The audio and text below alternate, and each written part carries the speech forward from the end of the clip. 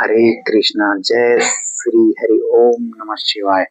आप सभी को माघ मास के कृष्ण पक्ष की पावन सतीला एकादशी की हार्दिक और मंगलमय शुभकामनाएं। कहा जाता है कि इस दिव्य एकादशी के दिन जब भक्त श्रद्धा और सच्चे भाव से भगवान श्री हरि विष्णु को स्मरण करते हैं, तिल से पूजन, स्नान, दान और दीप अर्पित करते हैं, तब जन्म जन्म के पाप शांत हो जाते हैं और जीवन में सुख समृद्धि का मार्ग खुल जाता है।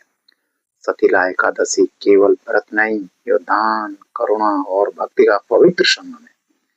आज के इस दिव्य कथा में हम जानेंगे कैसे तिल के छोटे से दाने ने एक आत्मा का अधूरापन पूर्ण किया और कैसे भगवान विष्णु ने दान विहीन भक्ति का करुणा से भर दिया। तो आइए शांत मन से श्रद्धा से प्रवेश करें इस पावन सतीला एकादशी महात्मा में। बहुत समय पहले धरती पर एक सुंदर नगर था। वहां के घरों में तुलसी चौरे थे, मंदिरों में दीप जलते थे और लोगों के जीवन में धर्म की सरलता थी। उसी नगर में एक ब्राह्मणी रहती थी। वो अत्यंत धर्मपरायण थी। प्रतिदिन स्नान कर समुद्र मंदिर दीप जाती, दीप जलाती, मंत्र जपती, एकादशी व्रत रखती और भगवान विष्णु की आराधना में अपना समय व्यतीत करती। उसकी दिनचर्या अनुशासित थी।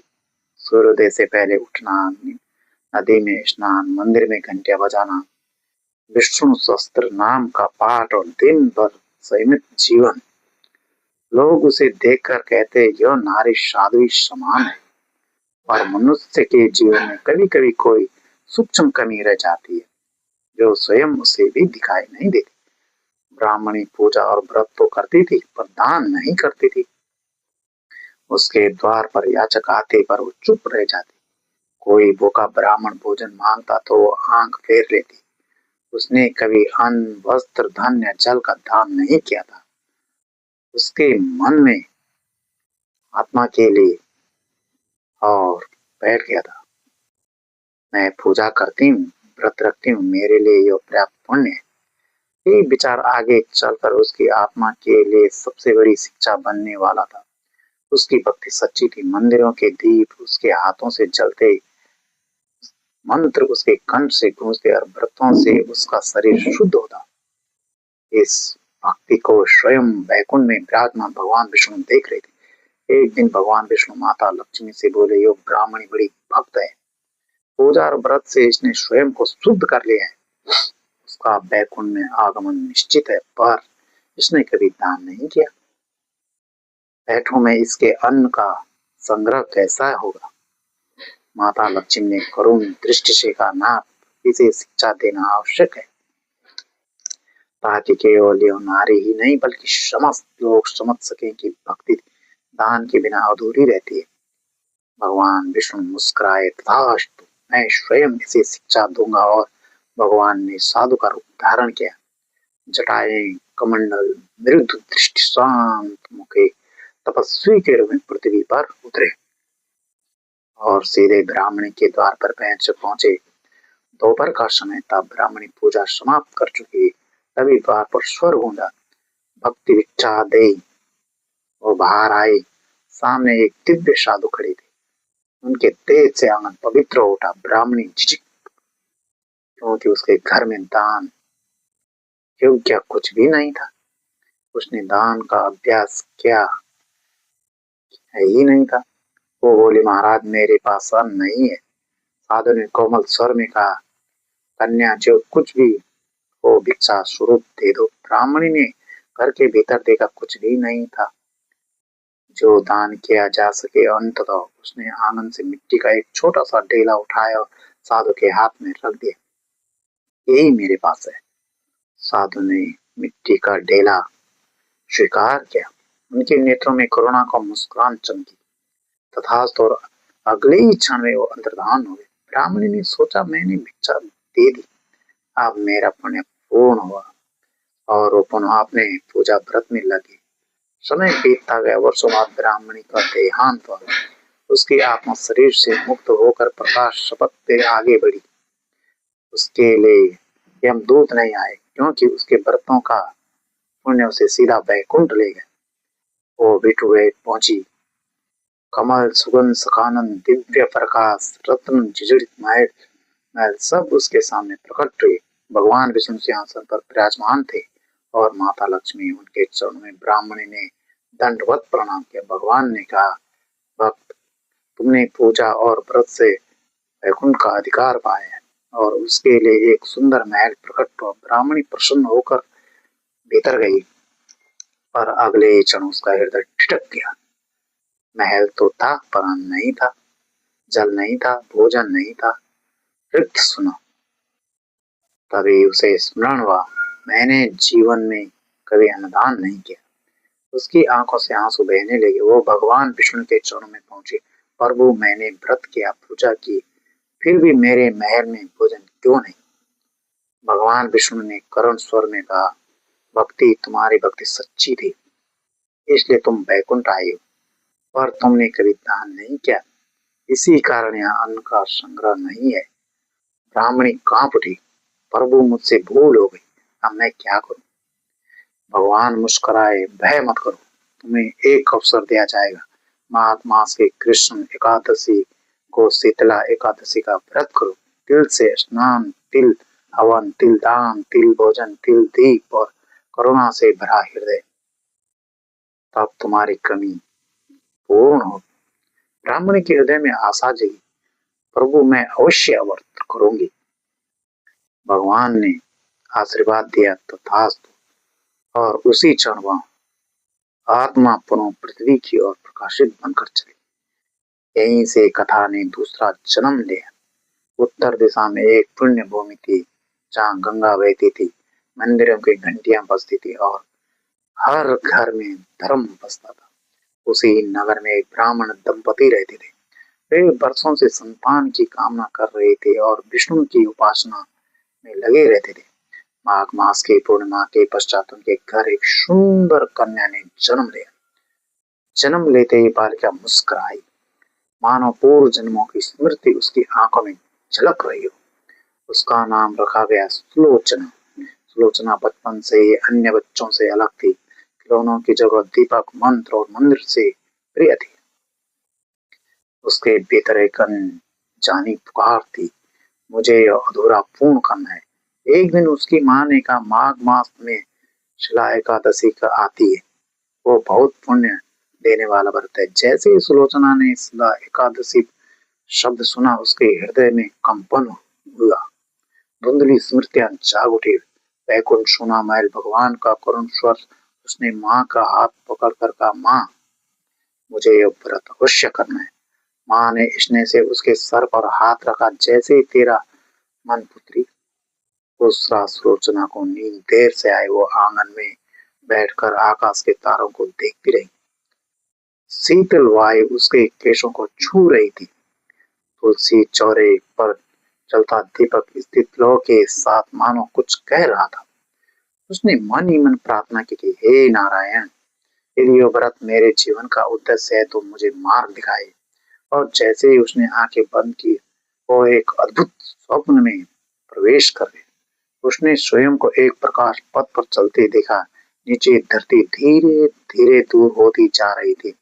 ऊपर आकाश खुलता चला गया। चारों ओर नीरवता थी, पर उसे नीरवता में भी एक दिव्य नाद गूंज रहा था। कुछ ही क्षणों में वो एक भव्य द्वार के सामने खड़ी थी। द्वार पर स्वर्ण अक्षरों में लिखा था, धर्मार्थ का द्वार, और सामने धर्मराज खड़े थे। उनका तेज गंभीरता पर दृष्टि करुणा से भरी। उनके चारों ओर न्याय और संतुलन का दिव्य ऊर्जा थी। सुलोचना भयभीत नहीं, उल्टा उसे लगा जैसे वो इस स्थान को पहले से जानती हो। यमराज ने कहा, वत्से, तू वही आत्मा है जो पूर्व जन्म भक्ति में तो लीन रही पर दान से दूर रही। इसी कारण तेरा वैकुंठ अधूरा रह गया। अब तुझे पुनः अवसर मिला। सुलोचना ने हाथ जोड़कर कहा, महाराज, मुझे वो मार्ग बताए जिससे मेरी आत्मा पूर्ण हो सके। यमराज मुस्कुराए, इसलिए भगवान विष्णु ने शीतला एकादशी व्रत का विधान दिया है। तभी आकाश में दिव्य चित्र प्रकट होने लगा, जैसे कोई आकाश से पर्दा खुल गया हो। पहला दृश्य गंगा तट पर सूर्योदय हो रहा है। एक स्त्री तिल मिले जल में स्नान कर रही है। यमराज बोले, तिल स्नान से शरीर नहीं, जन्म जन्म के दोष शुद्ध होते हैं। दूसरा दृश्य, यज्ञ कुंड में अग्नि प्रज्वलित है, तिल की आहुति डाली जा रही है। तिल हवन में अग्नि देव प्रसन्न होते हैं और पाप भस्म हो जाते हैं। तीसरे दृश्य, एक गृहस्थी तिल से पात्र ब्राह्मण को अर्पित करता है। तिल के दान से दरिद्रता दूर होती है और वैकुंठ का द्वार खुलता है। चौथे दृश्य, परिवार प्रेम से तिल से बने पकवान ग्रहण कर रहे हैं। तिल भोजन से शरीर का मन दोनों पवित्र होते हैं। पांचवा दृश्य, मंदिर में तिल के तेल का दीपक चल रहा है। यह दीपक अज्ञान का अंधकार को मिटाता है। छठा दृश्य, स्त्रियां तिल उबटन से शरीर को शुद्ध कर रहे हैं। यह 7 जन्मों का पवित्रता प्रदान करते हैं। सुलोचना विस्मय से सब देख रही। उसके हृदय में श्रद्धा के तरंग उठने लगे। उसने पूछा, महाराज, क्या यह एक साधारण नारी भी यह सब कर सकती है? यमराज ने स्नेह से कहा, भगवान के मार्ग में छोटा बड़ा कोई नहीं होता, श्रद्धा से ही सबसे बड़ा धन है। तभी आकाश में शंखानंद हुआ, कमल पुष्प बरसने लगे। साक्षात भगवान विष्णु शंख चक्र गदा और पक्षी धारण कर प्रकट हुए। उनका तेज पूरे धर्मोत्तर में फैल गया। सुलोचना ने दंडवत प्रणाम किया। भगवान ने मधुर स्वर में कहा, भक्त, अब तुझे सब हो गया है। माघ मास की कृष्ण एकादशी का सतला व्रत संकल्प लेना। तिल के 6 प्रयोग और करुणा से भरा हृदय, यही तेरी पूर्णता का मार्ग है। सुलोचना ने कांपते स्वर में कहा, प्रभु, मैं वचन देती हूँ, इस बार मेरा जीवन केवल पूजा नहीं, दान और सेवा से भी सुगंधित होगा। भगवान विष्णु मुस्कुराए, तथास्तु, और उसी क्षण स्वप्न समाप्त हो गए। सुलोचना की आंख खुली। आकाश में प्रभात की पहली किरण फैल रही थी। उसके हृदय में अद्भुत शांति थी। अब उसके भीतर कोई संशय नहीं था। वो तुलसी के चौरे पर पास गई, माथा टेक कर बोले, आज से मेरा जीवन बदलेगा। सत्य एकादशी मेरे लिए केवल व्रत नहीं, आत्मा का उत्सव होगा। उसी दिन से उसके घर में व्रत की तैयारियां आरंभ हो गई। तिल एकत्र किए गए, मंदिर की सफाई हुई, दीप सजाए गए। हर कार्य प्रेम से होने लगा, जैसे स्वयं भगवान के आगमन की तैयारी हो रही हो। माघ मास का आरंभ हुआ। पवित्र एकादशी अब निकट थी। शीतल हवाएं नगर की गलियां बहने लगी। मंदिर में घंटियां, शंख ध्वनि हर सुबह वातावरण को पवित्र करने लगी। घर घर में तिल की सुगंध फैलने लगी। ऐसा लगता था मानो पूरी पृथ्वी पर शिला एकादशी की प्रतीक्षा कर रही है। सुलोचना ने स्वयं तिल के दानों को स्वच्छ किया। उन्हें कपड़े बांधते समय वो प्रत्येक दाने को श्रद्धा से देखती।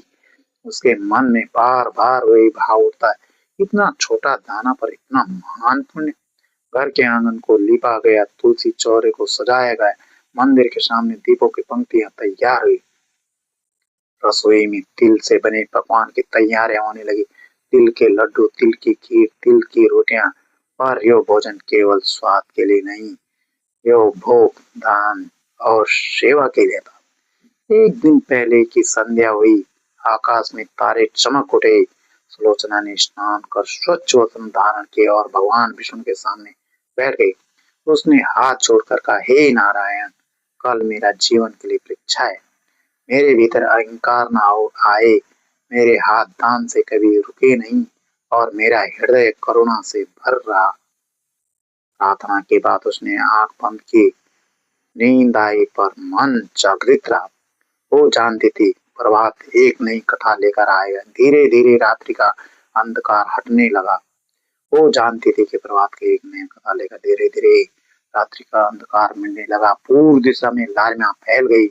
पक्षियों की चहचहाट के साथ माँ कृष्ण एकादशी का प्रभात हुआ। सुलोचना की आंखों खुलते ही उसने मन में केवल एक विचार था, आप सतिला एकादशी है। वो तुरंत उठी, तुलसी चौरे पर प्रणाम किया और मिट्टी के घड़े में स्वच्छ जल भरा। फिर उसने श्रद्धा से तिल डाले। तिल जल में गिरते ही जल की सतह पर हल्की तरंगे बनी, मानो जल भी इस पुण्य में सहभागी हो गया। सुलोचना ने उस तिल मिले जल से स्नान किया। जल की धार उसके शरीर पर गिरते उसके मन में एक अद्भुत हल्कापन भरता गया। उसके होठों पर धीमी प्रार्थना निकल रही थी, हे विष्णु, यह स्नान मेरे शरीर से अधिक मेरे कर्मों को शांत करे।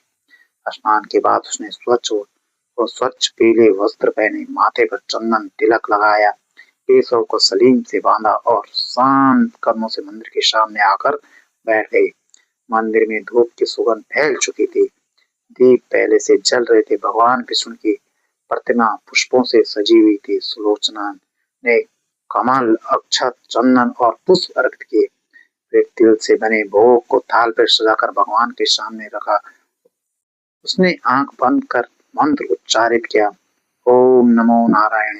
भोग अर्पित करते समय एक हृदय में कोई मांग नहीं थी, केवल कृतज्ञ थी। अब आंगन में छोटी यज्ञ कुंड सजाया गया। अग्नि प्रज्वलित हुई, उसकी लपटें आकाश की ओर उठने लगी। सुलोचना ने तिल की आहुति दी, स्वाहा। हर आहुति के साथ ऐसा प्रतीत हुआ जैसे उसके भीतर के अज्ञान, लोभ, स्वार्थ और अग्नि में भस्म हो रहे हैं।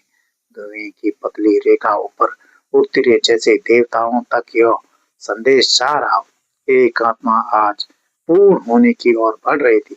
हवन के पश्चात आया और क्षण उसके लिए व्रत विशेष मान लिया। दान द्वारा पर ब्राह्मण, साधु और निर्धन एकत्र हुए। उनके चेहरों पर आशा थी। सुलोचना ने तिल से भरे पात्र अपने हाथों में लिया और एक पल के लिए उसके हाथ कांपे। उसे अपने पूर्व जन्म के भूल स्मरण हो आए। मैंने कभी दान नहीं किया था, पर आज उसके हाथ दृढ़ थे। उसने पहला पात्र एक वृद्ध ब्राह्मण को अर्पित किया। वृद्ध की आंखों में आंसू झलक आए। बेटी, तू केवल तिल नहीं, पुण्य बांट रही है। एक एक कर उसका तिल, वस्त्र और भोजन दिया गया। कोई भी द्वार से खाली नहीं लौटा। हर मुख पर संतोष था, हर हृदय में आशीर्वाद। सुलोचना के हृदय अब हल्का और उजला हो चुका था। उसके बाद उसने स्वयं तिल से बने भोजन पर थोड़ा सा अंश ग्रहण किया। वो भोजन साधारण नहीं लगा, वो उसे भगवान का प्रसाद प्रतीत हुआ। संध्या होते ही मंदिर में तिल के तेल का दीप जलाया गया। उसकी ज्योति शांत थी, पर स्थित और तेजस्वी। सुलोचना उस दीप के सामने बैठ के उसकी आंखों लौ पर टिकी थी। ऐसा प्रतीत हो रहा था मानो दीपक नहीं बल्कि उसके भीतर का ज्ञान जल रहा हो। रात्रि आए, कीर्तन आरंभ हुआ। शंख और मंजरों के साथ मधुर मधुर ध्वनि गूंजने लगी, पर पूरा घर पर नगर विष्णु से भर उठा। सुलोचना भी जागरण में बैठ रही। उसके स्वर में भक्ति थी, पर वह अब अपनी करुणा के मधुरता से जूझ चुकी थी। नारायण नारायण। धीरे धीरे रात्रि बीतती गई, पर सुलोचना के चेहरे पर थकान नहीं थी, केवल शांति थी, जैसे आत्मा का उसका उद्देश्य मिला हो। रात्रि भर जागरण कीर्तन के बाद आकाश की कालिमा धीरे धीरे हल्की होने लगी। पूर्व दिशा में हल्का सुनहरा प्रकाश फैल गया। पक्षियों की कलरव गूंज उठी। माघ मास की द्वादशी का प्रभात हुआ। सुलोचना की अब भी जाग रही थी। उसके नेत्रों पर थकान नहीं नहीं बल्कि दिव्य शांति थी। ऐसा प्रतीत होता था मानो उसकी आत्मा किसी उद्देश्य भाव से मुक्त हो चुकी थी। वो उठी, फिर से तिल मिले जल से स्नान किया। इस बार वो स्नान केवल शुद्ध नहीं था, यह कृतज्ञता का स्नान था, जैसे वो अपने पूर्व जन्म को भूल कर जल में बह रही हो। स्वच्छ वस्त्र धारण कर उसने भगवान विष्णु की प्रतिमा के सामने दीप जलाए। धूप की सुगंध वातावरण में फैल गई। उसने शांत स्वर में कहा, हे नारायण, आपने मुझे मार्ग दिखाया। आज मेरा पूर्ण व्रत हुआ। अब मेरा जीवन सेवा करुणा का मार्ग है। इसके बाद उसने तिल से भोग लगाया, अर्पित किया। खीर, लड्डू, रोटियां एवं फल, दूध, थला, साल सजाकर प्रेम से भगवान के चरणों में रखा। अब आया व्रत का सबसे पवित्र कार्य, ब्राह्मण भोजन का मतदान। घर के आंगन में केले के पत्तों का आसन बिछाए गए। ब्राह्मण और साधु आमंत्रित किए गए। उनके चरण धोए गए, जल पिलाया गया, आदर पूर्वक उन्हें बिठाया गया। सुलोचना स्वयं हाथों से तिल से बने पकवान परोसने लगी। कोई भी थाली आदि न रहे, कोई भी भूखा न लौटे। भोजन करते समय ब्राह्मणों ने मंत्रोच्चार किया। उनके स्वर से पूरा वातावरण वैदिक ध्वनि से भर गया। भोजन पूर्ण होने के बाद सुलोचना ने तेल, वस्त्र, दक्षिणा और अन्न का दान किया। दान देते समय उसके हृदय में गर्व नहीं था, केवल प्रेम और विनम्रता थी। उसने मन में अनुभव किया, आज मेरे हाथों से केवल तिल नहीं बन रहा है, आज मेरे भीतर का करुणा बह रही थी। ब्राह्मणों ने आशीर्वाद दिया, तेरे घर में कभी अन्न का अभाव ना हो, तेरे कुल में भक्ति का दान सदा जीवित रहे। उन शब्दों को सुनकर सुलोचना की आंखें भर आई। ये आंसू दुख के नहीं थे, आत्मा संतोष के थे। और तभी आंगन में एक दिव्य प्रकाश फैल गया। वायु में केसरिया सुगंध फैल गई, फूलों की वर्षा होने लगी, शंख और मृदंग की ध्वनि गूंज उठी। साक्षात भगवान विष्णु प्रकट हुए। शंख, चक्र, गदा और पद्म उनके घरों के शोभायमान थे। उनका तेज सूर्य से भी अधिक प्रकाशमान था और दृष्टि अत्यंत कोमल। सुलोचना तुरंत भूमि पर दंडवत प्रणाम करने लगी। भगवान विष्णु ने मधुर स्वर में कहा, भक्ति सुलोचना, आप तेरे व्रत पूर्ण हुआ, तेरा पूर्व जन्म का अभाव समाप्त हुआ। जिस मिट्टी के ढेले से तूने मुझे भिक्षा दी थी, आज उसी का फल तुझे पूर्ण वैकुंठ अधिकार बनकर प्राप्त हुआ है। सुलोचना कांपते स्वर में बोले, प्रभु, यदि आपने मुझे अवसर न दिया होता तो मैं कभी अपनी भूल को समझ नहीं पाती। भगवान विष्णु मुस्कुराए, भक्ति बिना दान अधूरा है और दान बिना भक्ति शुष्क है। पर जब दोनों मिलते हैं तो आत्मा पूर्ण होती है। फिर भगवान ने वरदान दिया, अब तेरे जीवन में कभी अन्न की कमी नहीं होगी। तेरा घर सदा अन्न पर करुणा का केंद्र रहेगा और जो श्रद्धा से शीतलता एकादशी का व्रत करेगा उसके कर्म दोष इसी प्रकार शांत होंगे। इतना कहकर भगवान विष्णु अंतर्धान हो गए। भगवान विष्णु के साक्षात दर्शन के बाद सुलोचना का जीवन पूरी तरह से परिवर्तित हो चुका था। अब वो केवल एक भक्त नारी नहीं, बल्कि करुणा और दान के जीवित प्रतिमा बन चुकी थी। उसके व्यवहार में सरलता, वाणी मधुरता और हृदय में सभी प्राणियों के लिए ममता थी। प्रत्येक प्रातः वो दिल से मिले जल स्नान से मंदिर में दीप जलाते, भगवान विष्णु के चरण में पुष्प अर्पित करती। पर अब उसका पूजा केवल मूर्ति के सीमित नहीं रहती थी। वो हर भूखे में भगवान देखती थी, हर याचक पर नारायण का अंश अनुभव करती थी। उसके घर का द्वार कभी बंद नहीं रहता था। जो जो भी आता उसे जल मिलता, अन्न मिलता, प्रेम मिलता। उसके आंगन में साधु, संत, यात्री, निर्धन, ब्राह्मण सदा बैठे रहते थे। किसी को खाली हाथ लौटना अब संभव नहीं।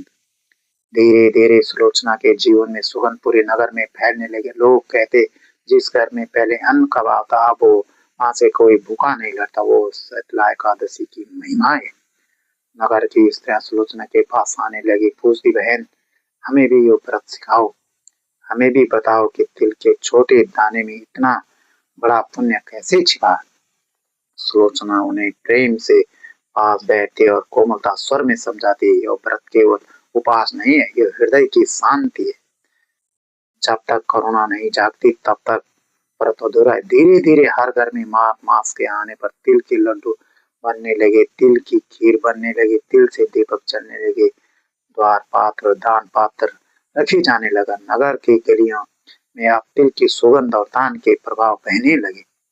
कोई भी याचक निराश नहीं लौटता था, कोई भूखा नहीं सोता। सुलोचना का घर अब एक तीर्थ समान बन गया था। दूर दूर से लोग शीतला व्रत का विधि विधान सीखने आने लगे। साधु संत इस कथा को सुनते और कहते, जहाँ भक्ति और दान मिलते हैं वहीं सच्चा वैकुंठ बनता है। समय बीतता गया, सुलोचना वृद्ध होने लगी, पर उसके आंखों में वही करुणा और शांति बनी रहती थी। उसके हाथ अब भी दान में उठते थे, उसकी वाणी अब भी प्रेम से भरी थी। एक दिन उसने अपने परिवार और शिष्यों को पास बुलाए, शांत स्वर में बोली, मेरे जीवन का सबसे बड़ी शिक्षा यही है, पूजा और व्रत जब तक पूर्ण नहीं होता तब कोई दान और सेवा साथ न चले। जो शीतला एकादशी का व्रत करे वो तिल के साथ करुणा का भी दान करे। सबकी आंखें नम हो गई। कुछ समय बाद सुलोचना ने शांत मन से ध्यान लगाया, भगवान विष्णु का स्मरण किया, धीरे धीरे इस संसार से विदा हो गई। पर इस बार जब उसकी आत्मा बैकुंठ पहुंची तो वही महल, अन्न और जल से पूर्ण था। वहाँ कोई अभाव नहीं था, केवल आनंद, प्रकाश, शांति थी। भगवान विष्णु ने मुस्कुराया और कहा, भक्त, अब तेरा बैकुंठ पूर्ण है। सुलोचना की आत्मा आनंद में लीन हो गई। सुलोचना के बैकुंठ गमन के बाद भी उसके कथा पृथ्वी पर जीवित रही। उसका जीवन अब केवल स्मृति नहीं, बल्कि एक मार्ग बन चुका था। लोग उसकी करुणा को याद करते, उसके दान को स्मरण करते और उसके द्वारा स्थापित शीतला एकादशी का श्रद्धा से अपनाते, और शीतला एकादशी की यही परंपरा अमर हो गई। पीढ़ी दर पीढ़ी यह कथा सुनाई जाने लगी। माघ मास के कृष्ण एकादशी पर तिल से स्नान, तिल हवन, तिल दान, तिल भोजन, तिल दीप विधान लोग में फैल गया। समय बीतता गया, युग बीतते गए, नगरों के रूपरेखा बदली, और माघ मास के कृष्ण एकादशी आते ही आज भी तिल की सुगंध हवाओं में तैरने लगी। आज भी मंदिरों में दीप जलते, आज भी ब्राह्मण को भोजन कराया जाता, आज भी निर्धनों के हाथ में तिल का दान रखा जाता।